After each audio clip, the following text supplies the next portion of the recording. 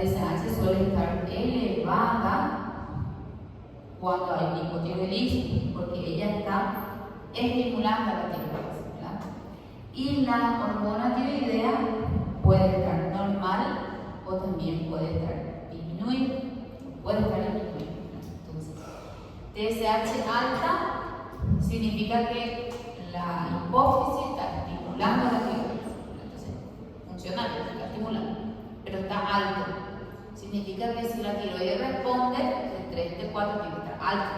Entonces viene en la analítica, T4 bajo.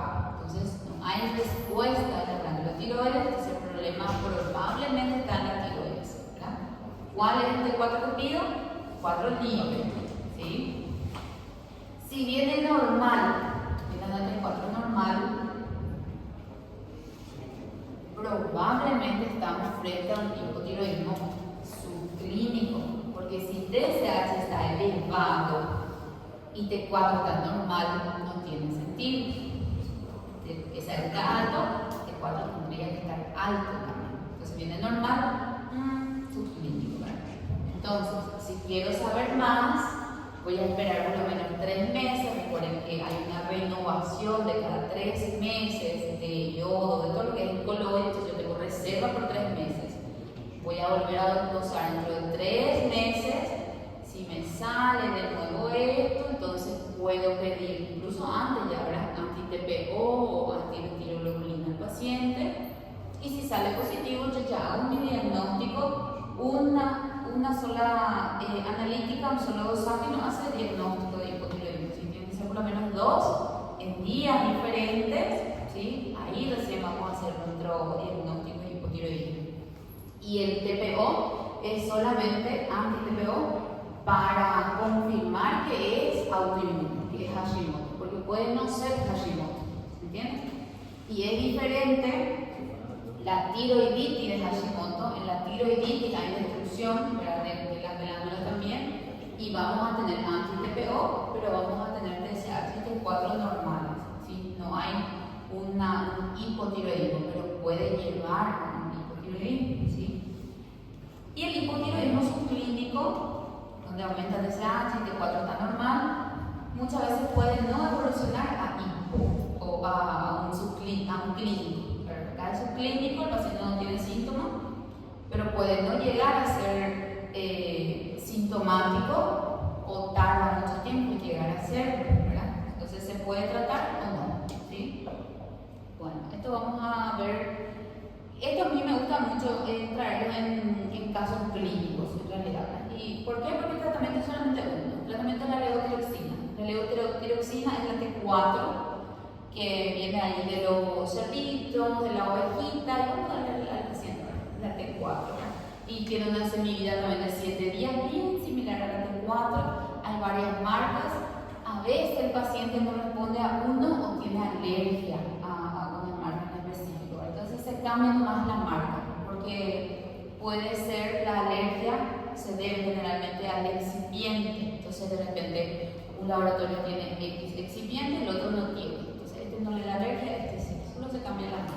¿Sí? Mas nesse caso, se for por deficiência de iodo, faz a reposição de iodo ou dá o T4? Depende. En la parte de deficiencia de yodo casi ya no hay más luego ahora, porque en realidad nosotros tenemos un exceso de yodo ahora, que eso es lo que más lleva al hipotiroidismo ahora, el exceso de yodo. Entonces vos no tenés hormona tiroidea, vos tenés que reponer tu hormona tiroidea sí o sí, porque sin la T4 vos no vas a poder sobrevivir, por llamarlo así. Entonces le vas haciendo la reposición de tu hormona tiroidea, vas haciendo tu test terapéutico, la titulación de la dosis, hasta poder reponer completamente tu yodo. Y después te vas retirando la T4, como estimulando otra vez a la glándula, ¿verdad? Pero hoy en día casi no hay más por deficiencia de yodo, ¿sí? Doutor, e no caso do exceso, teria algum tratamento medicamentoso? En el exceso también le vamos a dar la T4, ¿verdad? Para reponer la hormona, y vamos también disminuyendo el yodo, ¿verdad? Que es lo que se hace, tratar de llegar a una normalidad con respecto al yodo. Cuando hay por exceso de yodo, hay 4 mecanismos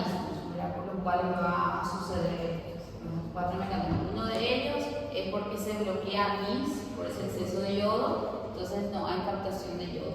Otro de ellos es que hay mucho almacenamiento de yodo, entonces por eso se inhibe también la captación de yodo. Entonces hay que regular, llegar a regular otra vez. ¿Sí? Es así. Ahora, en esa presentación creo que no tengo,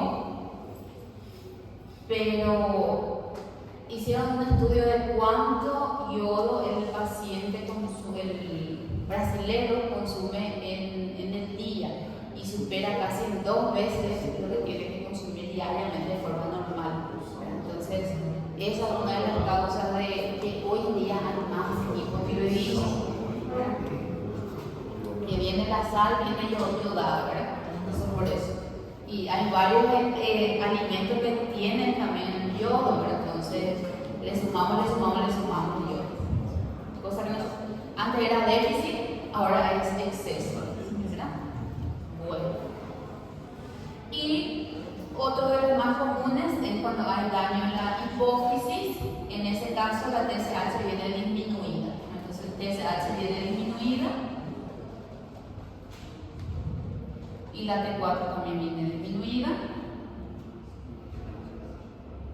Entonces ahí yo voy a pensar en la hipófisis que la TSH no estimula la tiroides, entonces el TSH disminuye, de 3 a 4 disminuye, ahí probablemente mi hipotiroidismo sea central, busco ahí hipófisis probablemente, esos son los más comunes. ¿Sí? Y ahí, una vez que viene esto, ahí recién vamos a buscar también el H y el demás, ¿verdad? Y así. ¿Hay alguna duda ahí?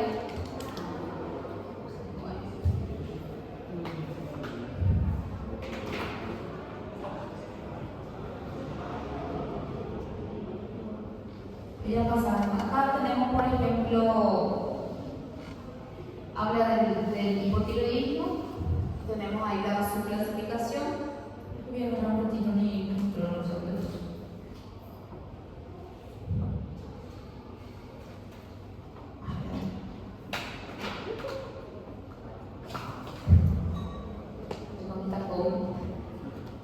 Aquí. Ahí tenemos un poquitito del hipotiroidismo, su clasificación, ¿verdad? El primario, el 90% es el primario, que hablamos aquí. No hay problema de la tiroides, ¿verdad? Luego tenemos el secundario, que forma parte del central, y el terciario, que es a nivel hipotalámico, ¿verdad? Vamos a tener en el hipocentral deficiencia de la producción de TSH o de TSH, ¿verdad? Y vamos a tener TSH que viene bajo, incluso puede venir normal, pero la T4 también va a estar baja, ¿verdad? Y la tiroiditis autoinmune, la Hashimoto, es la causa principal de nuestro hipotiroidismo, ¿verdad? Es diferente la tiroiditis y el hipotiroidismo de Hashimoto. La tiroiditis el paciente suele tener bocio, ¿verdad? Porque hay se va destruyendo la glándula primero, entonces hay un efecto de hipertrofia para tratar de compensar primero esa pérdida hasta que puede llevar a un hipotiroidismo al paciente, ¿verdad? Y ahí vamos a tener el famoso hipotiroidismo de Hashimoto, ¿sí? Que es la más común. Esto todavía está en portugués, eso va a ser fácil. Tenemos ahí las drogas, ¿verdad? Glucocorticoides, estamos acá, glucocorticoides, amiodarona. ¿Recuerdan que la amiodarona, qué tipo de fármaco era? La amiodarona. ¿Qué inhibe? ¿Canales de? Los canales potássicos. Muy bien. Y recuerden que contenía yodo en su estructura, entonces puede generar. Exactamente.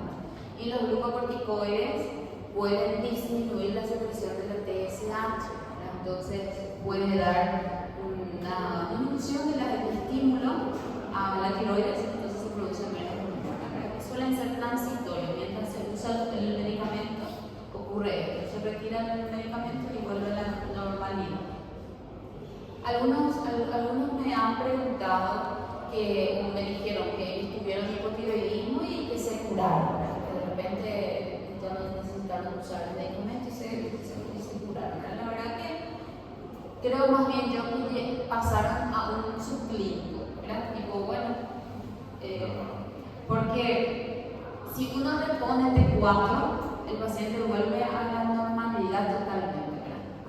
Hay un momento en el que se mantiene muy estable, aceptamos la dosis, decimos, ¿verdad? Porque la dosis va de 25 a 50 diarios, que es lo normal de la levotiroxina, y se hace incluso un test antes, test terapéutico, donde se piensa con 12.5 y se va adaptando el paciente. Llegamos a la dosis cada 30 días podemos hacer eso. 12.5 en 30 días viene, vemos que tal, con los síntomas mejoró, no, vamos a subir un poquito más la dosis, hasta llegar a su dosis correcta. Entonces el paciente se mantiene años con esa dosis y tiene una vida muy normal, muy normal. Incluso algunos dicen que el hipotiroidismo engorda, pero en realidad el hipotiroidismo da más hambre, el paciente tiene más hambre y le dificulta perder peso, pero el gano, la ganancia de peso no es por el hipotiroidismo en sí, sino que le dificulta un poco más la pérdida de peso porque todo el metabolismo está enlentecido porque falta la hormona. Entonces hasta eso mejora si la T4 está, o logramos por lo menos estabilizar. Entonces, si el paciente tiene T4, tiene la levotiroxina y no está perdiendo peso, dice ella que no puede perder peso por el hipotiroidismo, el problema probablemente sea el lanchoide, el panadoide, no sea la tiroide. El problema es la hamburguesoide, la burgersoide. Entonces, ¿verdad? Eso es lo que dice, ¿verdad? Que si respondemos bien, entonces el paciente no tiene por qué ganar peso. Dicen así. Bueno, esto van a leer en su casita, tenemos ahí incluso en Río de Janeiro, ahí de todos estos de Brasil, ¿verdad? El hipotiroidismo primario, que si bien es clínico y subclínico, varía 9.4% de mujeres de 35 a 44 años y 19.5% de aquellas que tienen 75 años. Ven que se hizo en el protocolo dice que hay que dosar a toda paciente que tiene más de 60 años. Entonces, por eso se hizo el estudio y hay una diferencia de 10%, ¿verdad? Entre las que tienen menos de 60 y las que tienen más de 60, ¿verdad? Por eso es más. Bien, acá tenemos los factores de riesgo, que es el paciente que tiene la tiroiditis Hashimoto, ¿verdad? Que es el paciente del bocio, es el más propenso a que tengan el hipotiroidismo.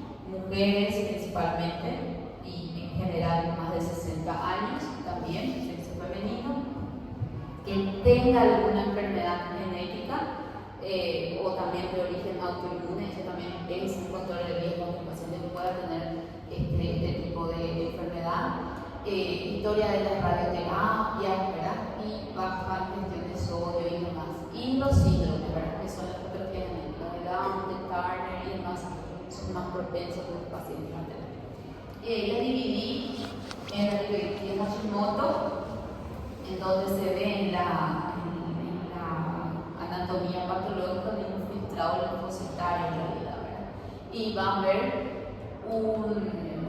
unos anticuerpos contra la ATP o la antiperoxidasa que le llamamos, ¿sí? Voy a ir pasando, aquí tenemos medicamentos, esto vamos a hablar más adelante, pero solo les voy a citar, ¿verdad? Miodarona, corticoide, dopamina, ¿verdad? Ácido retinóico, de litio, todo eso puede dar un hipotiroidismo así transitorio, generalmente.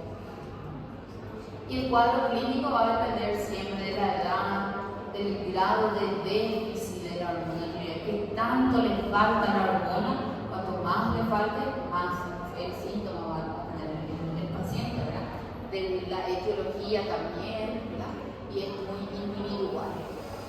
Acá tenemos todas las quejas frecuentes, ¿verdad? Piel seca, piel áspera, incluso cardiovascular, hipotensión, bradicardia, dificultad para respirar, cansancio, palpitación, menorragia, disminuye el sangrado. ¿Cómo? Intolerancia al frío. Miren, el 90% de las pacientes tienen intolerancia al frío. Sí, ¿cómo? Siente más frío. Las mujeres por sí sienten más frío luego, pero con hijos tiene más frío todavía. Entonces, edema palpebral es muy común, ¿verdad? Otro que es común, déficit de memoria, la ganancia de peso, ¿verdad? Muy común, depresión, anorexia, también de repente, nerviosismo. Y los lípidos, colesterol y triglicéridos aumenta bastante cuando el paciente está con hipotiroidismo, ¿verdad? Eso es algo que sí o sí se trata también en la paciente con hipo, sí o sí aumenta todo, ¿verdad? LDL, triglicéridos, a nivel reproductivo tiene alteraciones menstruales, donde incluso puede llevar a la infertilidad, y el acúmulo de los glicosaminoglicanos son los que dan ese edema palpebral, que es un edema duro que le llamamos, ¿verdad? Y así son muchas en realidad las afectaciones. Este es el edema de acúmulo de glicosaminoglicanos. Varios síntomas hay. Y solamente quiero entrar aquí a nuestro después vamos a ver el diagnóstico y todo eso, cuándo se hace TSH, ¿verdad? Estas son directrices de cuándo vamos a pedir la TSH. Después vamos a ver. Quiero ver qué vamos a mostrar en nuestro tratamiento. Este es muy fisiopato en realidad, eso es lo que les traigo para poder hacer el podcast. Acá está el tratamiento. El tratamiento depende de la enfermedad, depende de la edad, de las enfermedades asociadas, ¿verdad? Y la droga ¿cómo se dice? Colla en español. De elección. La droga de elección es la levotiroxina sódica. Droga de elección. Y mi profesor habla en portugués, porque es allá de San Paulo, y entiendo muy bien por suerte lo que dice, pero a veces hay dificultades. Así pasamos. Exacto. Saiu, profe. Entonces la droga de elección es la levotiroxina sódica, ¿verdad? Es un prohormona, una prohormonio, ¿verdad? De la D3, ¿verdad? Y este se utiliza mucho en Brasil, según me contaron, la Purante 4, ¿verdad? Hay pacientes de alergia y se le cambia nomás. La Sintroi, dijo el profesor, que es el mejor, que es más caro, ¿verdad? Y demás, ¿verdad? Hay veces que de repente el paciente ya no responde a uno, entonces se cambia más. Y el que mejor respuesta tiene es el Sintroi, dice, ¿verdad? Y vienen los comprimidos desde 25 hasta 200 microgramos ya ahora, ¿verdad? Empezamos nosotros con el test, que es terapéutico muchas veces, que es 12.5. Después vamos a 25 y vamos así subiendo hasta 200 que viene ahora. Hay una alumna que está utilizando 185, casi ya estamos llegando a la ¿sí? 185 está usando. Llegó a usar 200, pero ahora está bajando. Bueno, y después vamos a ver todo eso, ¿verdad? Antes tenía el solito la T3, como les digo que es la liotironina en Brasil, ¿verdad? Liotironina sódica. Hoy en día ya no se usa, no existe más en Brasil, según mi profesor. Dice que ya no existe en Brasil. También venía el combinado de T4, venía uno de T3 para 4 de T4, pero ya tampoco no se utiliza en Brasil, dijo mi profesor. Entonces, si él me dijo que es el experto, ¿no? Porque ya no se utiliza en Brasil, ¿verdad? Entonces, ¿cuál es el que utilizamos? El sódico, levotiroxina sódica, que viene ahí del porquiño y de la ovellina, ¿sí? Y ahí tenemos un poquito sus ventajas, ¿verdad? Tiene vida media larga, igualcito al T4 endógeno. Recuerden que yo le dije que tiene una semivida de 7 días. Bueno, él también tiene una semivida de 7 días. Le damos una vez al día al paciente en ayuno, tiene que ser en ayuno. Si el paciente necesita tomar otro medicamento en ayuno, toma primero la levotiroxina, espera 40 minutos y después toma el otro. Toma la levo, ayuna de nuevo y después ya puede utilizar el otro medicamento. Porque él es el principal. De todos los medicamentos que puede tomar el paciente, es el más importante. Entonces, primero la ley, después el resto, ¿verdad? Tiene una concentración estable, tiene pequeñas titulaciones o fluctuaciones que dicen ahí, ¿verdad? Y fácil titulación. Titulación es la dosificación, ¿verdad? Y la desventaja es que puede tener interferencia en la absorción por varias drogas, ¿verdad? Por varias enfermedades gastrointestinales, y que el paciente tiene que tomarlo en una ayuna, ¿verdad? No creo que sea una desventaja muy grande, ¿verdad? Porque si hay fuerza de voluntad se puede.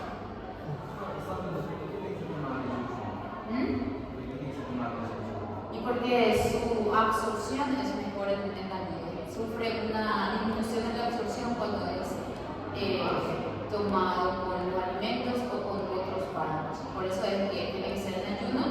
Y si necesitas consumir otro medicamento, hacer de nuevo el ayuno, para que no se crucen ellos porque puede interferir en la absorción. Por eso. Entonces, mínimo dice 40 minutos después del galero vas a tomar tu antihipertensivo, tu antiglicemiante, ¿verdad? Y demás. Bueno, ¿y qué tal si dejamos hasta ahí por ahora?